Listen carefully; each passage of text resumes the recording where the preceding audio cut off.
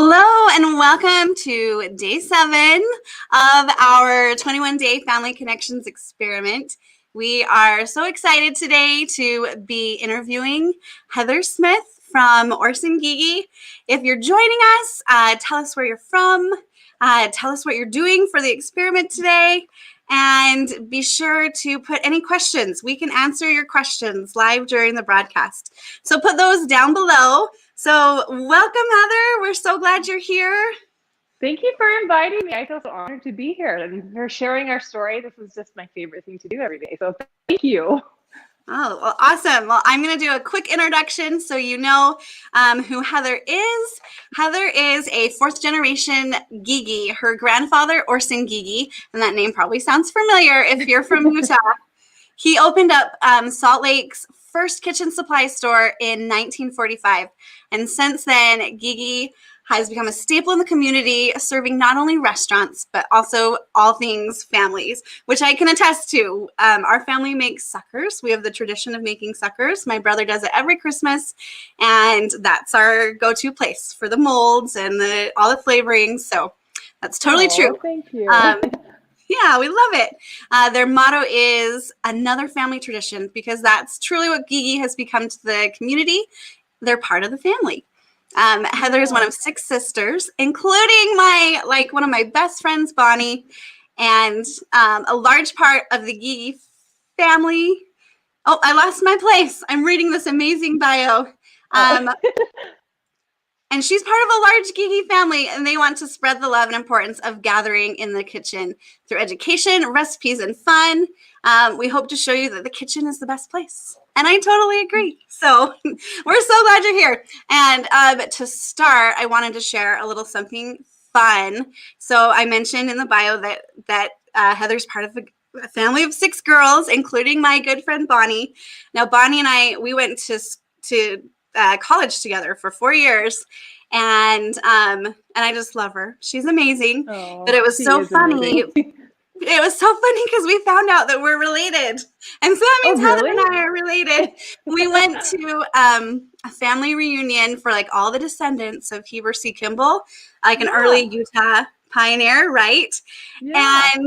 And there Bonnie was with her kids and her husband, and we had no idea that we were related. So we're long lost cousins. So everyone needs to go do that relative finder. Hi, cousin. I know, right? We're cousins. It's so fun.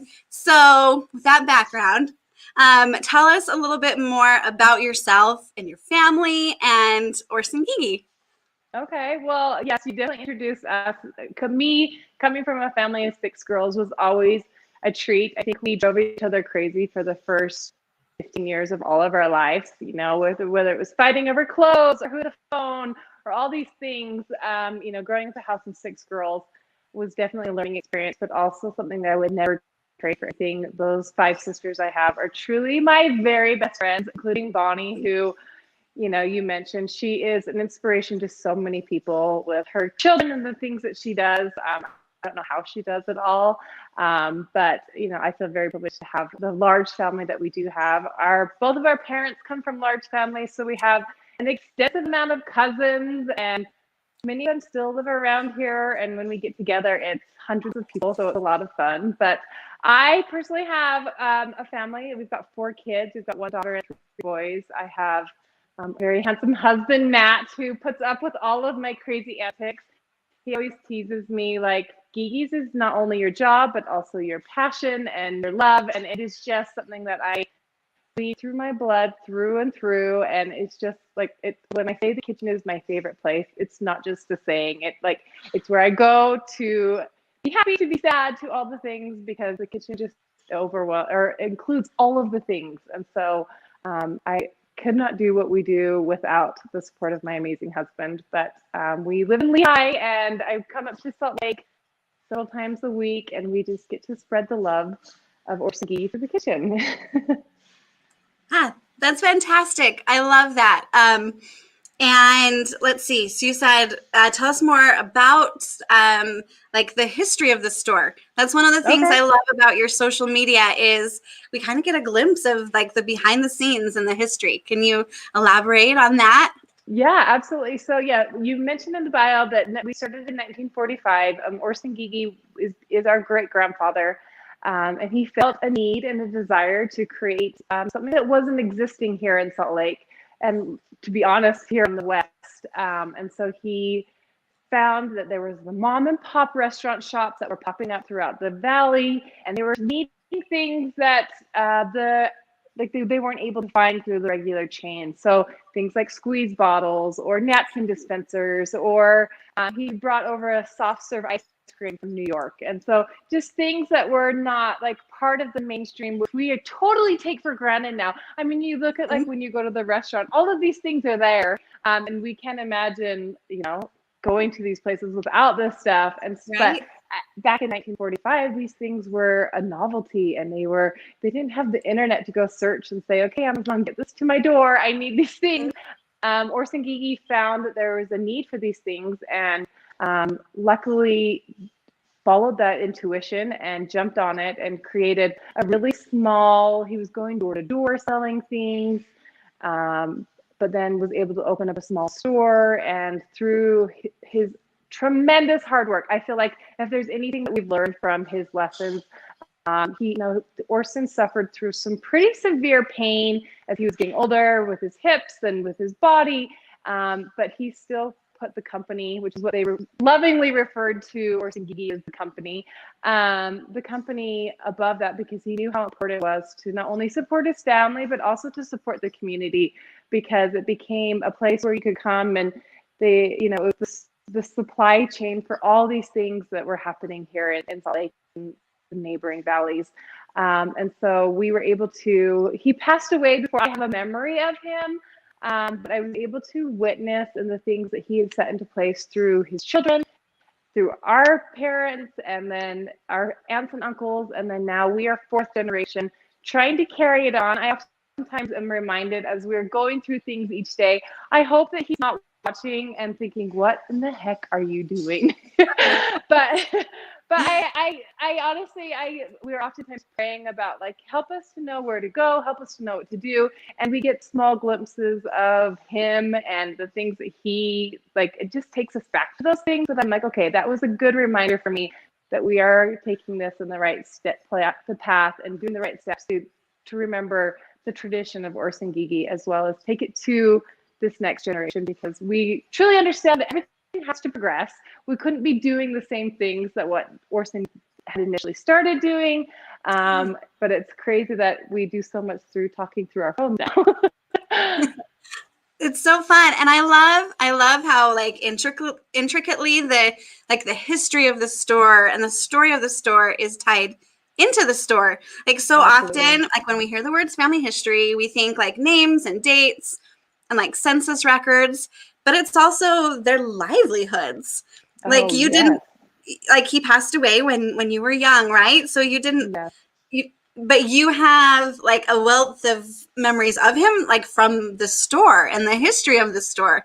And I love that. And then it's a part of you too. I think that's my favorite part of coming here, because, like I said, he passed away before I have memories of him. But the things that I've learned from him, because people have come in, you mentioned before that our tagline is another family tradition.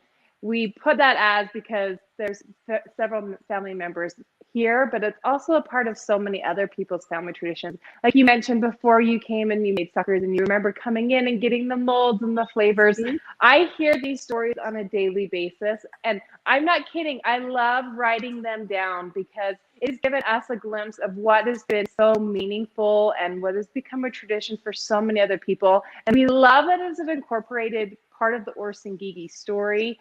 But I have learned so much about my grandpa through people coming in and sharing those stories. There was a lady that came in. I used to come in with my grandma, and he would sneak us little candies. And so we would always remember that I want to go to Orson Gygi, because they remember seeing this old man giving them a treat, and just remember the way that he made them feel. The original store. So I should probably back up a little bit. In 1998, fire. Mm-hmm. Oh, I think we lost you for a minute there. We lost the audio. Can you hear me now? I can hear you now. You're good now. Okay, sorry. I got a phone call. um, You're good. So the original store in 1998 was set on fire.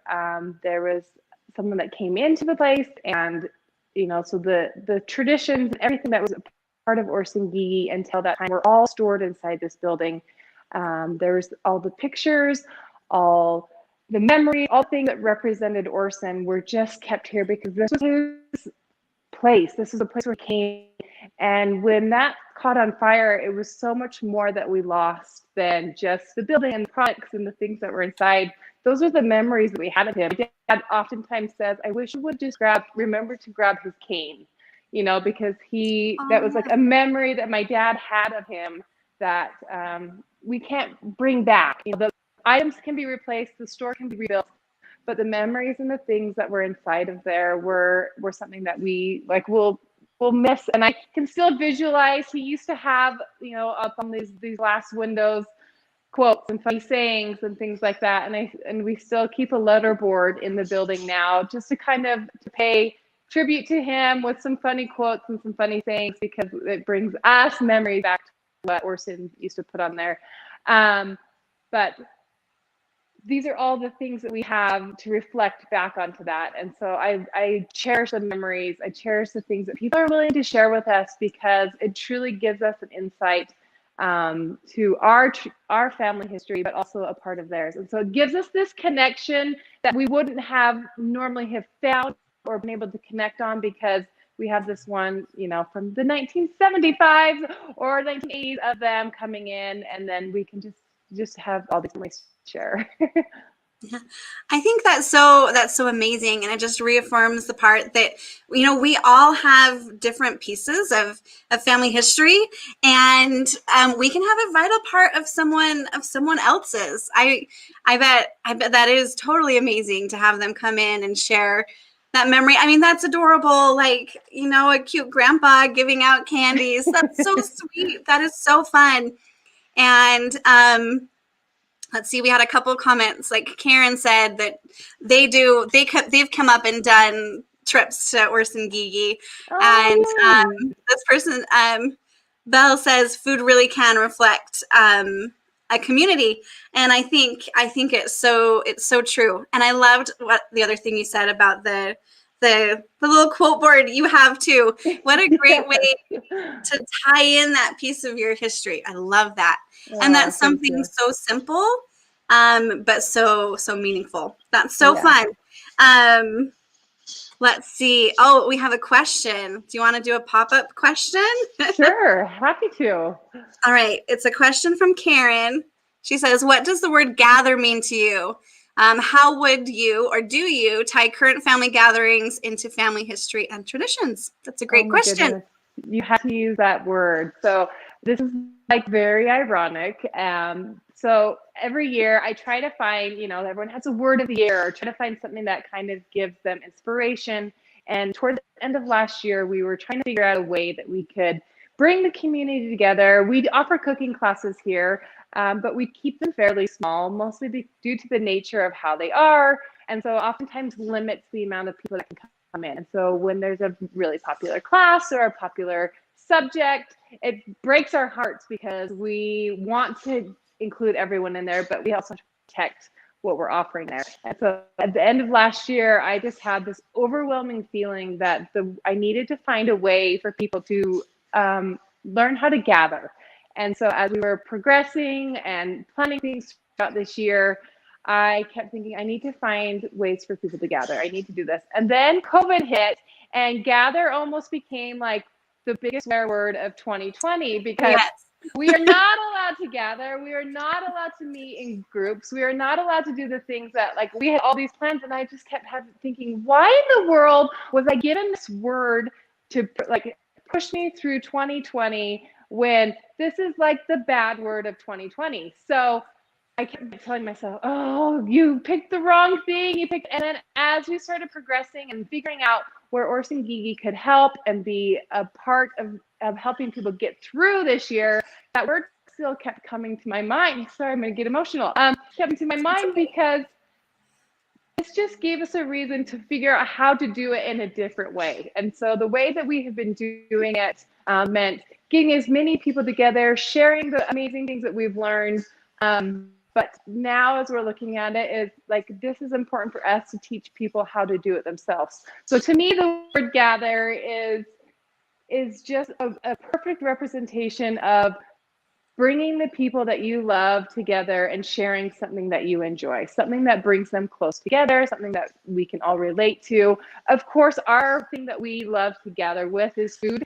We think that every celebration should have a large spread of food, whether that's just treats or a meal or whatever it is for you. But sharing something that comes from the heart and gathering with the people that you love is the perfect place to be. And see, what was the other thing? How would you do the current family gathering into family history traditions?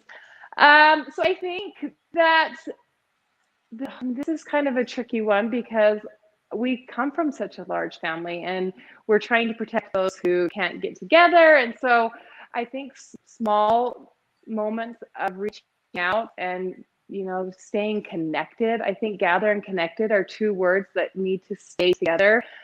Because if you're not feeling connected to the people that you're gathering with, then it takes time to break those walls down, and it takes time to feel comfortable to share those things that help you stay connected. And so if we're doing those small things to stay connected, when we do eventually are allowed to gather again, it will mean so much more. And I think when we can kind of get back to a place where we can gather together, it is going to be like the best reunions of all reunions.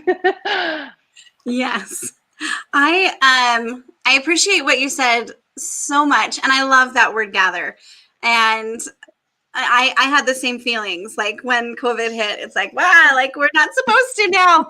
I love how as a company and as a family, you're able to pivot and find other ways to gather. Like, I'm so glad we have this technology. Like, Yes. I'm Marco Polo with your sister Bonnie, like weekly. And I know it's so good. It's such a fun app. And so I love that we can find other ways to connect until we are able to meet in person. Yes. And so I think what you said was just so important. We need to find ways that we can still meaningfully connect. So then we can have a real party Yes. when we can all get together. So, Yes, so that was a great question. Like, thank you. Oh, look, Karen had another comment. I'm going to show it because it was so good. It's her family word for the year too. Oh, yay. Look, connect and gather. Yay. Karen, we're on the same page. Yes, it all comes together, and we can still gather and connect. We just have to be a little more creative. Okay, another question for you. This one I'm really curious about. Are there any like favorite Gygi recipes that have been handed down like through the generations? So the first one that comes to mind is actually one. It's maybe we can say it's working on the third generation right now. This is our dad's chicken noodle soup. He has worked in places, or he's worked here in the store, but also he's been involved in a lot of church leadership and things that have allowed him to like be aware more than maybe some other people of ways to serve and to do things. And I would oftentimes walk into the store, and keep in mind, our dad would come early in the morning. I often joke that it was because he had 6 girls at home. So he's like, I got to get out before the bedroom rush. I got to get out before the school. But truly, like, he came to Gygi's a place to study and to reflect and to do things. I would come in the mornings, and he would have a pot. I am not kidding. It's like a 55-gallon pot. On the stove here, boiling with chicken broth and vegetables, and he was making homemade noodles, and he just said, I just need a way to get, to let someone know that I'm thinking about them. And so he would take them homemade rolls and chicken noodle soup, and to this day, there's nothing better than eating his chicken noodle soup. My 13-year-old still tells everyone, like, I love, like, her favorite food. We lovingly refer to my dad as Bonka. That's kind of his grandpa name. But she tells everyone, Bonka's chicken noodle soup is my favorite. And I think it's because it represents so much more than just the recipe. We see what the hard work that he put into it.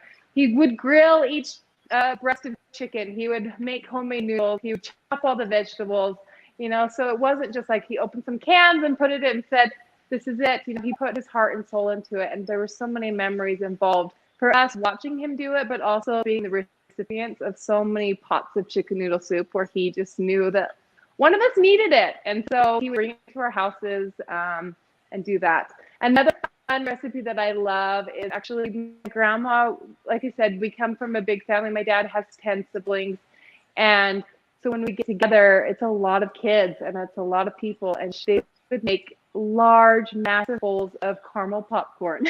Oh, yummy. And so it's nothing fancy. It was nothing grandiose. I think sometimes we overthink what a tradition has to be. It has to be an over-the-top thing that no one else will do because this is going to be our family tradition, when it's usually the most simple but meaningful things. And it was something very consistent. So we would go out over Sunday nights and we would have caramel popcorn with all the cousins and we would just hang out.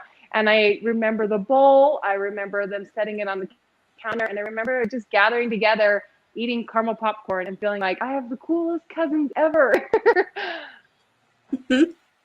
That's so fun. I would say two basic things. I think, sometimes we get caught up in feeling like we have to create these amazing recipes for it to feel like our own, but it's really just the repetition and the meaning behind it. So what also follows the recipe brings back some memories. Yeah, I think that's amazing, and I love how the recipe brought those memories of your dad, and I think it helps to show it shows his personality. Like I've only had a few interactions with your dad, but I can totally see him as like a comforting, welcoming person. Now it's gonna make me cry too. A couple of years ago, my sister-in-law's sister passed away, and your dad was one of the speakers. I think you're in the same. They might be in the same state, but he gave the most wonderful just talk, and I was like, oh, that's Bonnie's dad. That's Brad. It's Brad, right? Brad the dad. Yeah, Brad the dad. And so when I heard the chicken soup story, I'm like, oh, yep. I can see that. I can see that with him because that's just part of who he is. And I love that. And it brought me a lot of comfort that day, that connection. And anyways, so that's awesome. We love all the McDonald's. Thank you for sharing that. That is it just reassures us that, oh, good, our dad is still doing good things. Oh, he did. As of 2 years ago, or a year maybe. But yeah, so I love that, and I love that it can be as simple as caramel popcorn. It's more like the memory that's associated with it. Let's see. I think we've covered a lot of the questions. Oh, I've seen lately that you've been posting. Here. Hello. So fun. See, it's about family. We're all part of the family. Oh, he's so sweet. So what are hi, how are you? What's your name? Oh, his name's Ollie. Can you say hi? Ollie? Ollie, you're on TV. He's so awesome. Your magnets right now? Okay, just he's good. He's just having his little treat, having fun. So what were some of your favorite family traditions from your childhood? And do you still do any of those today? So this is gearing up to my most favorite time of year. So our mom was the queen of celebrating birthdays, holidays. I mean, she did it all. Coming from a family of 6 girls, she knew that every day needed to be some type of celebration. And so holidays were really a big deal. So and this is I always say, this is before Pinterest, this is before bloggers, this is before a place where you can kind of go and get all these great ideas. Our mom understood the importance of making things feel special. And so it wasn't this massive tablescape. It wasn't this balloons and crepe paper and all these things. She would find simple ways that we could just, hold on one sec, okay? We could just connect and celebrate life. So as Halloween is gearing up, she would dye the spaghetti noodles a fun color. And then she would say, look, we're having spooketti. And she would do fun things that would incorporate us around Thanksgiving time. So she always gave her an apple with toothpicks, and we would the apples with gumdrops and chocolates and turn them into little turkeys. And then we would be able to use them as place settings around the Thanksgiving table so that when we all gathered together for Thanksgiving dinner, we felt like we contributed, even though we weren't the ones making the turkey or the mashed potatoes or doing all the things that we felt like, oh, this is it. She gave us something to feel a part of it, but also to celebrate together. So I am so grateful for the things that our mom has taught us, as far as just making things simple, but also celebrated. And so I think as moms, we oftentimes overwhelm ourselves. I know I do. As a working mom and a mom of 4 kids, I often feel like I'm not doing the things that I could be doing, or I'm feeling like, oh, I've neglected my kids in this regard. But then I also look back and I think, you know what, my kids still loved, my kids feel important, and we have dinner at the dinner table. And so those 3 things together, I feel like, okay, if I can manage to do those things, and if I can add a fun twist of, you know, coloring spaghetti or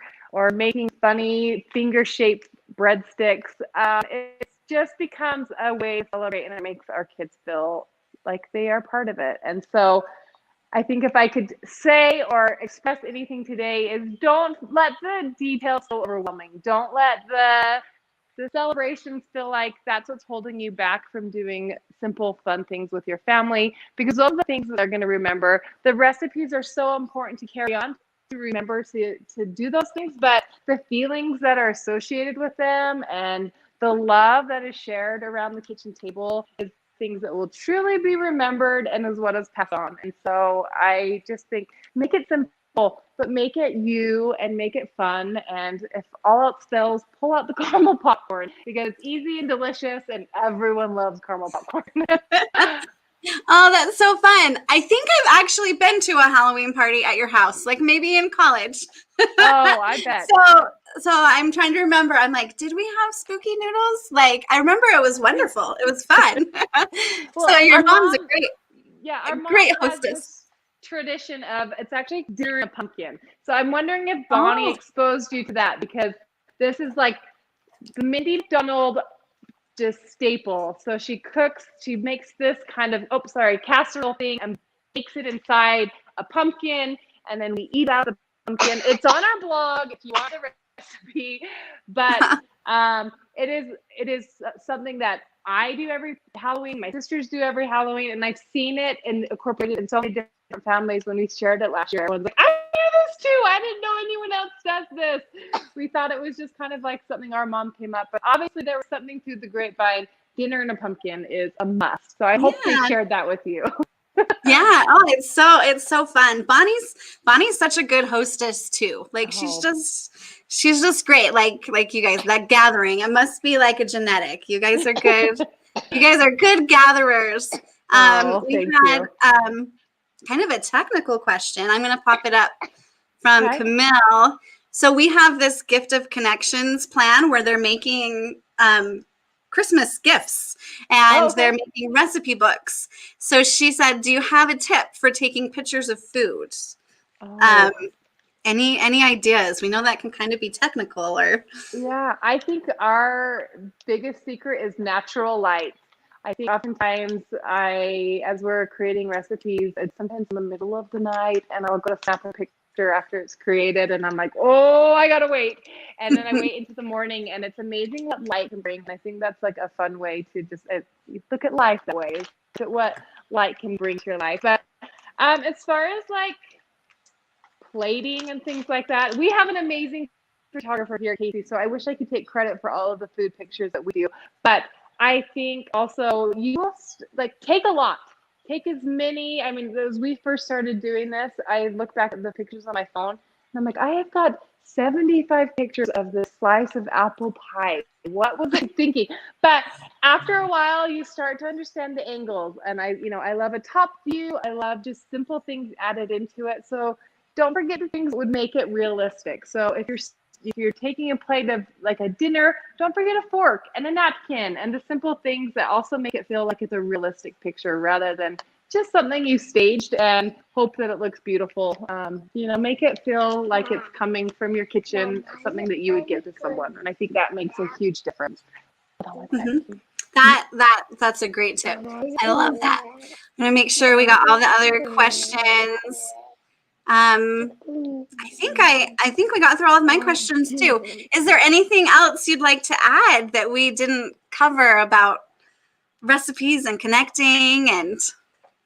No, I just think everyone needs to remember how special and magical the kitchen is. I think for so many years the kitchen was looked at as like a chore and the things, and you look at the way that homes have been redesigned, the open floor plan, and the kitchen is now the heart of the home. And I think it is for a very good reason. It's meant to be the place where you do your homework, but also where you meet late at night when your kids come home, and maybe after curfew, or it's the place where, you can have a hard conversation with someone because you feel comfortable there. You can bring out a cookie when your kids come home from school, but also the place where, just some tears are shed. So I think it's important to recognize how valuable and what a special place the kitchen is. And we feel so privileged and so lucky to be able to be part of that for so many people. And so just love the kitchen. Just know that it really is the best place in the whole home. It's so awesome. And I love how, these moments in the kitchen and talking to our children and sitting around the family dinner table and sharing recipes and quotes. This can all be part of our family history too. Yes. So it's just wonderful. Now we want people to be able to find you. I know we all need the pumpkin dinner and a pumpkin recipe. Dinner and a pumpkin. Yeah, so let us know where they can find you on social media, and then a website too, so we can come and visit you. So the party is always happening over on our Instagram. It's just Orson Gygi. It's ORSON and then GYGI, all one word. And then our website is just gygi.com, and then we've got a blog associated off our website. You'll see up in the top corner where we share all of our family recipes, all of the things that we love, and that's where we kind of pour out our heart and souls. So it's always a party over there. So we would love for you guys to join us. We're always doing kitchen experiments, trying to see what the perfect vanilla is, or your favorite cocoa powder, or last week we tested cookie sheets. So we're always doing something fun in the kitchen, and we would love your input, and we really connect and just have conversations over there. So it's our favorite place. A fun way to gather when we can't be together. Well, thank you so much, Heather and Ollie. He's been so good. It's so fun. We're all about family. So thank you so much. He's got cotton candy, so he's happy. He's got cotton candy. See, he's having fun, making memories. His first Facebook Live. So thank you again, and we'll see everybody at our next Facebook Live. Bye. Thank you. Bye, Ollie. Bye.